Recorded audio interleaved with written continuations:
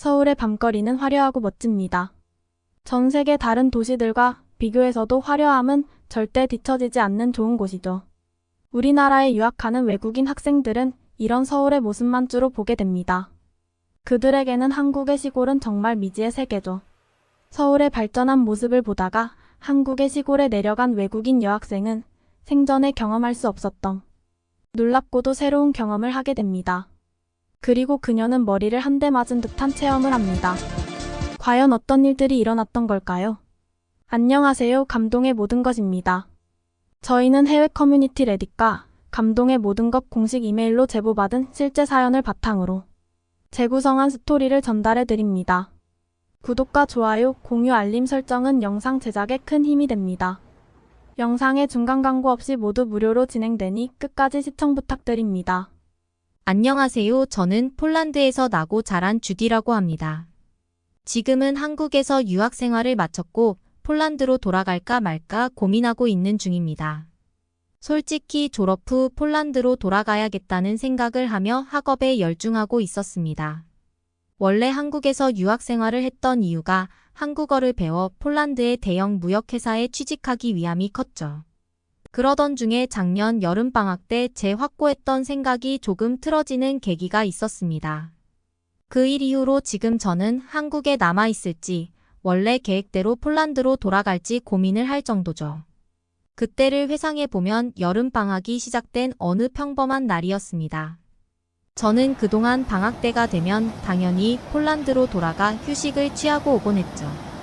하지만 방학 때마다 폴란드에 왔다 갔다 하느라 비용도 비용이고 시차 적응하느라 애먹는 일도 많았고 그리고 이제는 한국에 사는 게 너무 편리하고 마음 편한 곳이기에 이번에는 그냥 한국에 남기로 했죠. 많은 외국인 친구들이 각자 자기들 나라로 돌아가고 심지어 한국인 친구들도 부모님 집에 가겠다며 지방으로 내려간 친구도 많았습니다. 서울 토박이는 별로 없는 게 현실이구나 싶어 조금은 쓸쓸한 감정도 들더군요. 아는 사람도 없고 울적한 마음이 들던 참이었죠. 그때 제 절친한 친구가 자기 고향이 경상북도 영천인데 서울에서 혼자 할 거 없으면 며칠만이라도 시골 구경하다 올래? 하며 저에게 제안을 주었던 겁니다. 그 말을 듣자마자 한국의 도시 풍경만 봤지. 시골 풍경은 한 번도 못 봤네라는 생각이 들면서 호기심이 생기더라고요. 이때까지만 해도 제가 한국에 대한 생각이 완전히 뒤바뀔 줄은 몰랐죠. 저 또한 폴란드에서는 시골에서 살았고요. 사실 대부분 폴란드 시골이 다 그렇듯 씨앗 끝까지 펼쳐진 엄청나게 넓은 평야의 비행기를 타고 농사를 지어야 할 만큼 평평하고 넓기만 한 아무 재미없는 밭이 전부죠. 재미없는 폴란드의 시골과 다르게 한국의 시골은 어떨까 궁금했습니다. 산골짜기가 많고 지형이 험난하다는 이야기를 들어서 살짝 무섭긴 했지만 친구 민정랑 같이 가는 것이라 이럴 때 아니면 언제 가겠냐 싶더라고요. 혼자 도시에서 할 것 없이 시간을 보내느니 민정의 할머니 댁으로 가기로 했습니다. 고속버스 터미널로 가서 버스 티켓을 사고 버스를 탔습니다. 2시간 정도 흘렀을까 벌써 도착했다고 하더군요. 생각보다 가까운 거리에 놀랐지만 버스에서 내린 풍경은 더 놀라웠습니다. 정말 작은 마을에 작은 버스 터미널이 있고 시내에는 사람도 잘 다니지 않는 것 같았습니다. 서울에서만 생활하던 저에게 이런 풍경은 낯설었습니다. 단 2시간 거리인데 풍경이 이렇게 변했다는 게 믿기 어려웠습니다. 시내에서 식사를 간단히 하고 택시를 타고 한참을 들어갔습니다.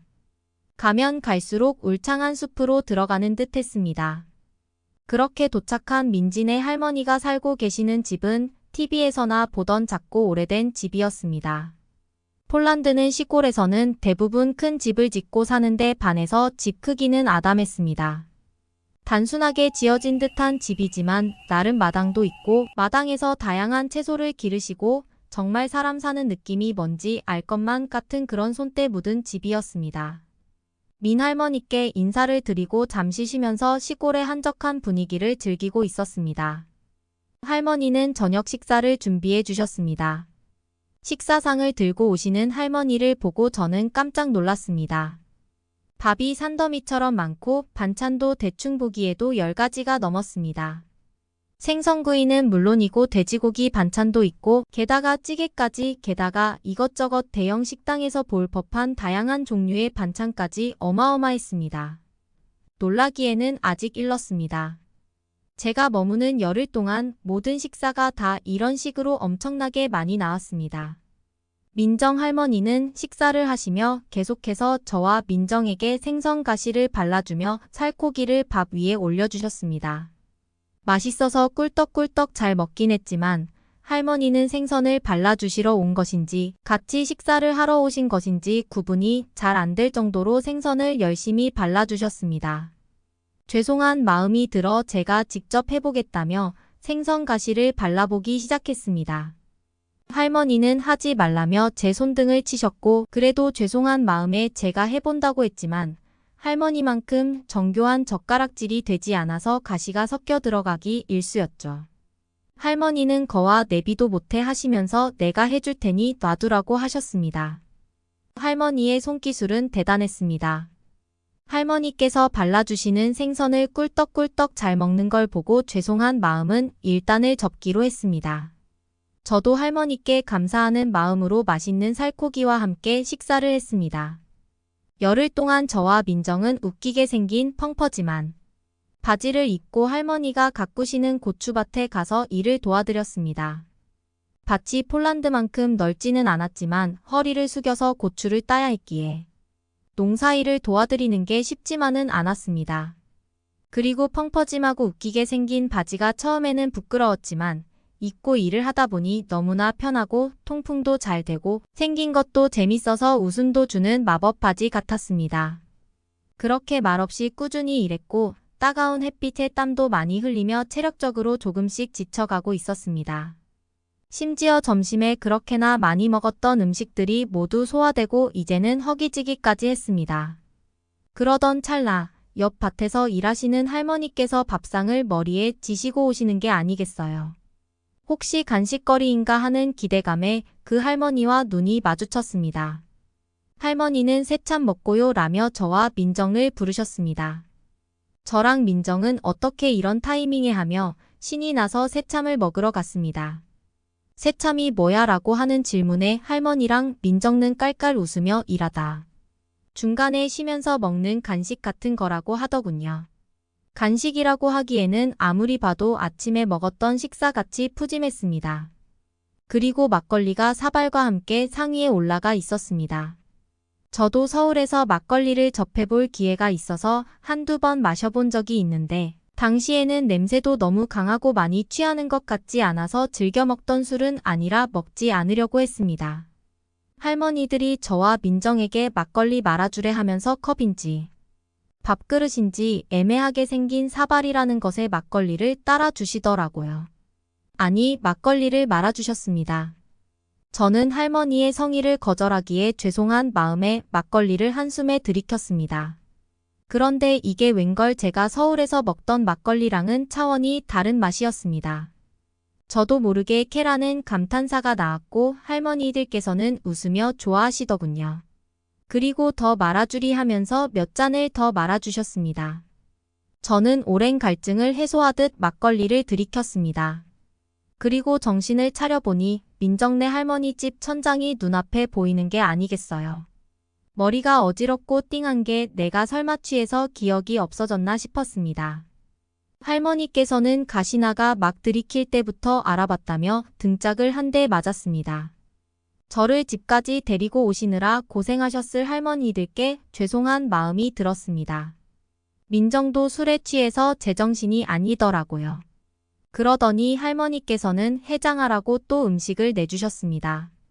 이렇게 하루 종일 먹고 마셨는데 도저히 그 음식을 먹을 엄두가 나지 않았습니다. 하지만 언제나 그렇듯 믿기지 않게 또 그 밥상에 앉아 밥을 먹기 시작했습니다.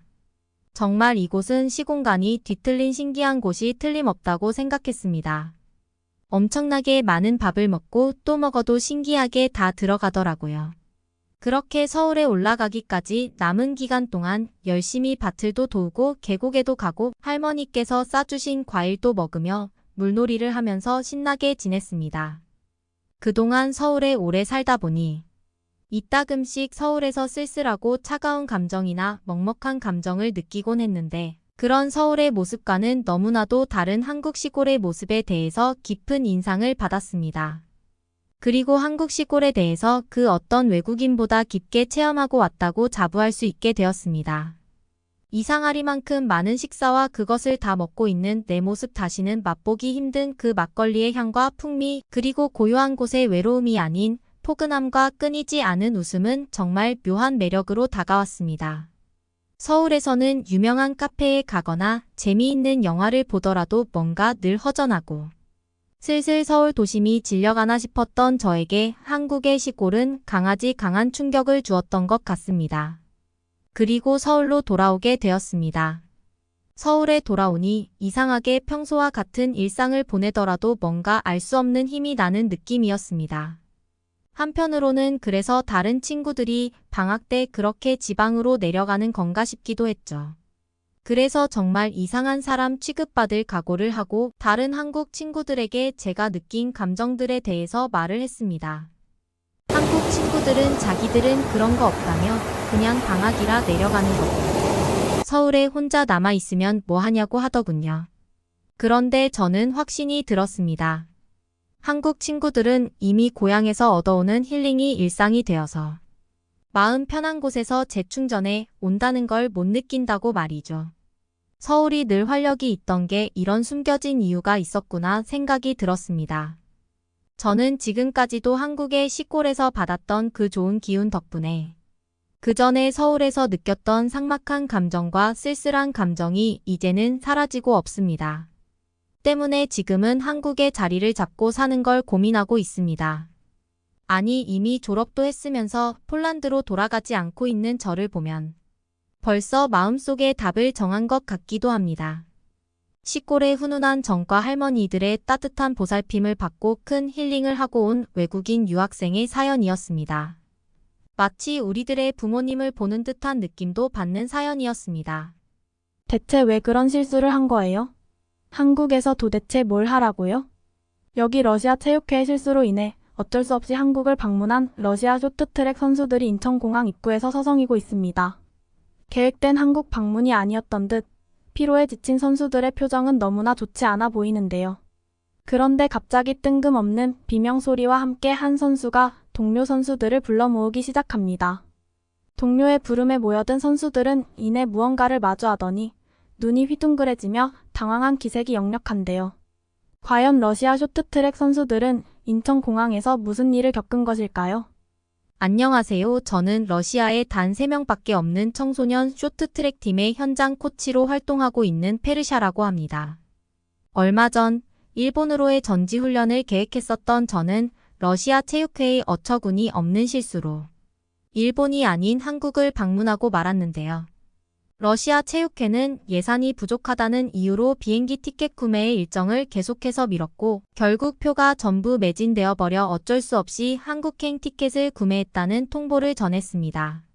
일본에서의 여행과 훈련을 기대했던 청소년 선수들은 굉장한 무력감에 빠졌고 저는 어쩔 수 없이 선수들을 설득해 비행기 표가 아까우니 한국을 가보기라도 해보자는 제안을 했는데요. 하지만 저는 그때까지도 이번 우연한 한국행이 저희 팀 전체의 운명을 바꾸게 될 것이라고는 전혀 생각하지 못했습니다. 약 2주 뒤 저는 선수들과 함께 한국에 도착했고 새벽 시간에 도착한 피로감 때문에 일단은 공항 근처의 게스트하우스에서 잠을 자고 다음날 일정을 계획하기로 했는데요. 다음날 잠에서 깬 선수들은 여전히 한국에 온 것에 불만이 많았고 저는 어쨌든 선수들을 설득해 밥이라도 먹자며 공항 근처의 송도라는 도시로 가보기로 했습니다. 저는 송도로 가기 위해 선수들을 한 번에 태울 수 있는 교통수단들을 알아보기 시작했지만 처음 방문한 한국이라 정확한 이동 방법을 알아내는 것이 굉장히 어려웠고 어쩔 수 없이 호텔 프론트에 도움을 요청했는데요. 사실 러시아에서는 호텔 프론트에 택시를 요청하면 아무런 말 없이 택시 비용을 3배 이상 청구하거나 관광객의 짐을 들고 도망쳐버리는 경우가 많기에 저는 한국도 비슷하겠지라는 생각으로 선수들에게 절대 택시 안에서 눈을 감지 말고 정신을 차리고 있으라고 했습니다. 그런데 약 30분 뒤 입구로 나와달라는 한국인 호텔리어분의 요청에 호텔 입구로 나간 저와 선수들은 눈을 의심할 수밖에 없었는데요. 그곳에는 전혀 택시처럼 보이지 않는 엄청난 크기의 비싸 보이는 승합차가 대기하고 있었기 때문입니다. 저는 역시나 한국 호텔 측이 일부러 비싼 택시를 불러 돈을 뜯어내려고 하는구나라는 생각에 화가 나고 말았고, 바로 앞에 있던 프론트에 다가가 저게 대체 뭐냐며 속지 않는다는 화를 내고 말았습니다. 그런데 저희 표정을 살피던 호텔리어분은 뜬금없이 저건 택시와 비슷한 콜벤이라는 이해할 수 없는 말과 함께 모든 비용은 택시와 동일하고 짐도 더 많이 실을 수 있으니 걱정하지 말라는 설명을 하기 시작했는데요. 한국인 호텔리어분의 표정은 차분함 그 자체였고, 저는 어떻게 저런 고급 택시가 존재할 수 있냐며 이해를 하지 못했습니다. 사실 러시아의 택시기사는 과거 전과가 있는 범죄자들이 운영을 하는 경우가 매우 많기에 안전하지 못한 것은 물론 엄두가 나지 않는 비싼 이용요금도 택시의 이용을 꺼리는 주요 원인이었는데, 어째서인지 한국은 더욱 저렴한 비용으로 고급 택시인 콜벤의 이용이 가능했는데요. 청소년 선수들도 한국의 콜벤이라는 택시를 보더니 이게 진짜 택시냐면서 자기들끼리 환호성을 질렀고, 저에게 다가와 일본보다 한국이 더 부자처럼 보이는 선진국인 것 같다면서 저의 승인도 없이 자기들끼리 먼저 콜벤에 올라타더군요. 그러나 실제로 처음 이용해본 콜벤이라는 택시는 너무나 아늑하고 쾌적했습니다. 택시 기사분께서는 공항 근처의 택시들은 짐이 많은 관광객을 우려해서 대부분이 콜벤으로 운영되고 있다는 친절한 설명을 해주, 저는 관광객의 편의를 굉장히 신경 쓰는 한국의 모습에 색다른 충격을 받고 말았죠. 사실 전지훈련을 몇 번 경험했던 일본에서는 택시 비용이 하루의 호텔 비용과 맞먹을 정도로 비싼 것은 물론 택시의 내부에서 담배 냄새가 나거나 제대로 청소가 되어 있지 않은 경우가 많아 실망스러웠는데, 한국은 더욱 큰 크기의 콜벤 택시였음에도 내부가 쾌적한 것은 물론 좌석마다 휴대폰을 충전할 수 있는 콘센트까지 설치되어 있었습니다. 아시아에서는 그래도 일본이 선진국이라고 알고 있던 저는 택시 내부가 마치 영화관처럼 구성되어 있는 한국의 콜벤 택시에 큰 충격을 받았고, 심지어 일본보다 비용이 더욱 저렴하다는 사실은 한국이 얼마나 돈이 많은 나라이길래 이게 가능할까라는 생각이 들 정도였죠. 그런데 콜벤을 타고 이동하던 중 저는 창문 밖으로 보이는 한국의 도시 풍경에 기겁하고 말았는데요. 사실 일본에서는 중심 도시인 도쿄를 제외하고는 도시 전체가 대부분 너무나 낙후되어 있고 낡아 있다는 느낌을 많이 받았는데, 어째서인지 송도라는 도시는 일본과는 비교도 되지 않을 정도로 크고 높은 건물들이 즐비했고, 심지어 정말 영화에 나오는 것 같은 신기한 건물들도 꽤나 많이 보였습니다. 송도의 중심으로 이동할수록 선수들도 한국인들은 전부 저런 곳에 사는 거냐며 일본과는 너무 다른 데라며 똑같은 말을 반복했고, 그건 저 또한 마찬가지의 생각이었죠. 그 후 콜벤 기사님에게 너무나 저렴한 비용을 지급하고 송도의 중심 공원에 도착한 저와 선수들은 콜벤에서 내리자마자 눈앞에 펼쳐진 광경을 믿을 수가 없었는데요. 엄청나게 큰 강을 중심으로 양쪽에는 굉장히 비싸 보이는 건물들이 자리 잡고 있었고, 심지어 강의 중심에는 구명조끼를 입은 한국인들이 여유롭게 수상 레포츠를 즐기고 있었기 때문입니다. 일반적으로 러시아에서는 운동시설이 너무나 부족해서 고작 해봐야 도시에 있는 헬스장을 가는 것이 전부인데, 놀랍게도 한국은 도심 한복판에서 수상 레포츠를 즐길 수 있을 정도로 도시가 발달되어 있었고, 이는 미국에서도 보지 못한 엄청난 도시 인프라였죠. 거주지에서 10분 내로 백화점과 대형 쇼핑몰, 심지어는 수상 레포츠까지 이용이 가능했던 한국의 도시 인프라는 지금껏 일본에서의 불편한 전지훈련을 경험해왔던 저와 선수들에게는 엄청난 충격이었고, 바로 그때부터 선수들도 이제 더는 한국행에 대한 불만을 드러내지 않았습니다. 그런데 선수들과 함께 담소를 나누며 도시를 구경하던 중 저는 굉장히 이상한 건물을 발견하게 되었는데요.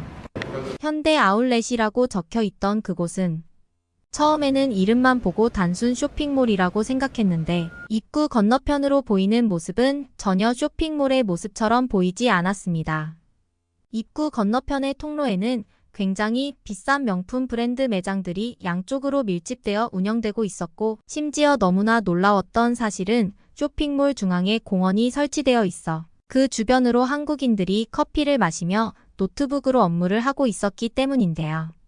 마치 야외에 있는 백화점처럼 보이는 그곳에 저는 곧바로 선수들을 설득해 아울렛 내부로 들어가 보자고 했고, 실제로 처음 경험한 한국의 야외 쇼핑몰은 충격 그 자체였습니다.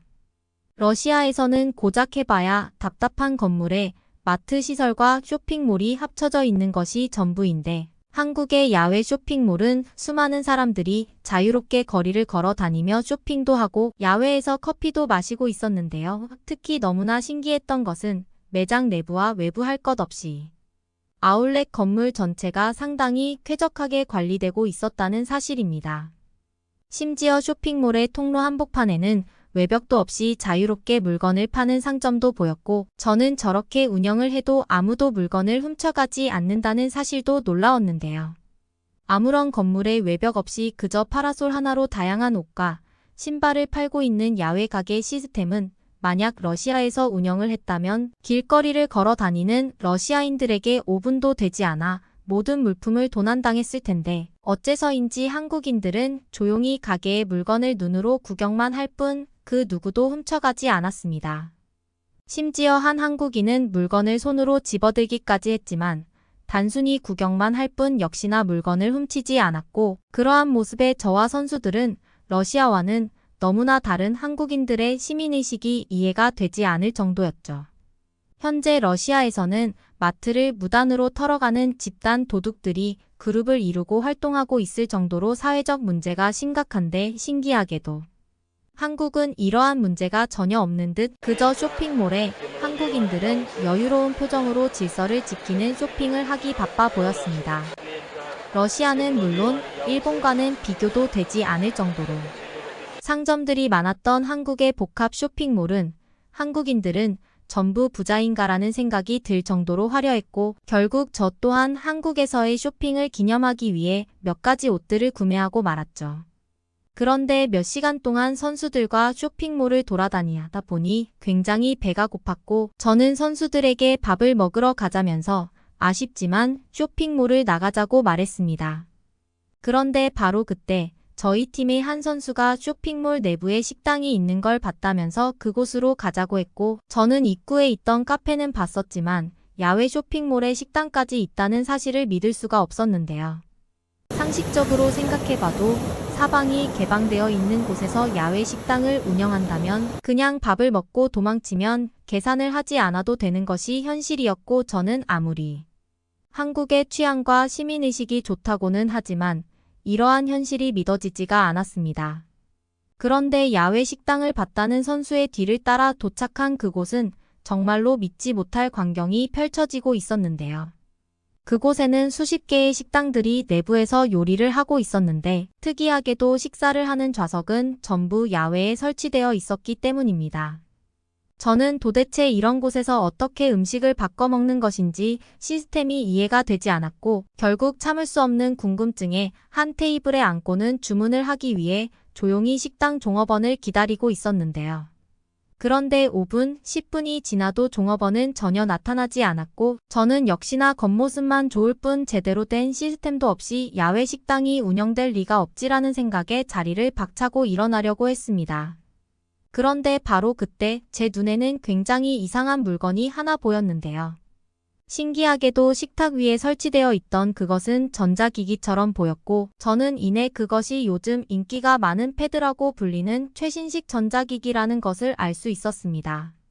식탁과는 전혀 어울리지 않는 기계였기에 저는 패드를 이리저리 만져보았는데, 갑자기 화면이 켜지면서 수십 가지의 음식 사진들이 눈에 보이기 시작했는데요. 놀랍게도 한국은 종업원이 없이 모든 주문과 서비스 요청을 식탁 위에 고정되어 있던 패드로 진행하는 방식이었고, 저는 살아생전 처음 보는 주문 시스템의 주문까지 무인 시스템으로 이루어져 있는 한국의 모습이 그저 신기하기만 했습니다. 평소 전자기기에 익숙했던 청소년 선수들도 식당에 이러한 기계가 있는 건 처음 본다면서 직접 주문을 해보자고 했고, 놀랍게도 패드 내부에는 언어를 번역할 수 있는 옵션까지 있어서 저와 같은 외국인들도 주문하기가 굉장히 수월했는데요. 얼마 전 경험했었던 일본에서는 종업원이 오지 않아 무려 1시간이 넘게 기다린 뒤에 주문을 할 수 있었는데, 한국은 이러한 불필요한 시간이 낭비되는 경우가 없었고, 그저 자리에 앉아 패드로 주문을 하기만 하면 음식을 가져다주는 너무나 편한 시스템이었죠. 그런데 제가 더욱 신기했던 것은 그러한 고가의 패드를 그 누구도 분해해서 훔쳐가지 않았다는 사실입니다. 앞서 계속 느꼈던 것이지만 한국에서는 도둑이라는 존재 자체를 모르는 듯 모든 생활 편의 시설이 무인과 디지털로 구성되어 있었고, 저는 이러한 한국의 모습에 한국인들은 이렇게 마음 편하게 살고 있었구나라는 생각이 들기도 했습니다. 사실 러시아에서는 아직도 야외 카페 테라스에 앉아 커피를 마시고 있으면 아무런 말 없이 커피를 훔쳐가는 사람들이 제법 있는데, 한국은 이러한 사람들조차도 전혀 볼 수가 없었어요. 한국인들의 높은 시민의식이 있으니 무인과 디지털로 이루어진 생활 편의시설은 더더욱 발전한 것 같.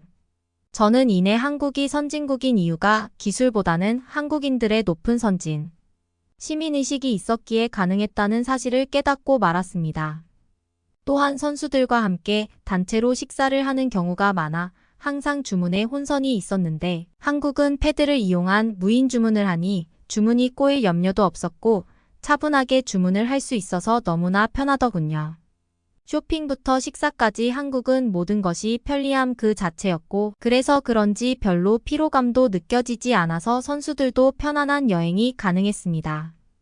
한국에 오기 전에는 왜 일본이 아닌 한국으로 가야 되냐며 불만이 많았던 선수들도 이제는 자신들이 스스로 한국의 유명 관광지는 어디 있는지 검색하는 단계에 이르렀고, 저는 그러한 모습을 보며 한국에 정말 잘 왔다는 뿌듯함이 느껴졌죠.